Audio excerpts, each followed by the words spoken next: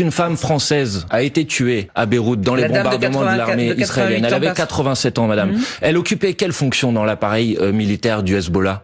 Les enfants qui sont morts cette semaine, ils occupaient quelle fonction dans l'appareil militaire du Hezbollah? Vous le savez très bien, comme moi. Aucune. Voilà ce que la France doit faire. Faire en sorte de mettre un terme le plus rapidement possible à l'opération militaire du gouvernement israélien, obtenir un cessez-le-feu général dans la région, au Liban et à Gaza, et ouvrir une solution politique. Mais ce n'est pas une bonne nouvelle d'avoir un acte d'escalade et de fuite en avant comme nous avons sous les yeux. Maintenant, moi, je n'ai aucune sympathie pour qui que ce soit, et certainement pas par monsieur Nasrallah. La question, c'est est-ce que c'est capable, est-ce que cet acte va conduire au retour de la paix dans la région? Et tout le monde sait que ce n'est pas le cas, et qu'au contraire, ça risque de conduire à une forme de surenchère, parce que le Hezbollah ne va pas disparaître avec la disparition de monsieur Nasrallah, et vous le savez très bien. Et d'ailleurs, quand on regarde l'histoire, quand est né le Hezbollah est né après l'invasion par l'armée israélienne du Liban en 1982. C'est à ce moment-là qu'est né le Hezbollah. Donc peut-être qu'il n'y aura plus monsieur Nasrallah, mais il va y avoir autre chose avec d'autres dirigeants, et on n'aura rien réglé. Et donc la question qui doit nous être posée à tous, c'est comment on permet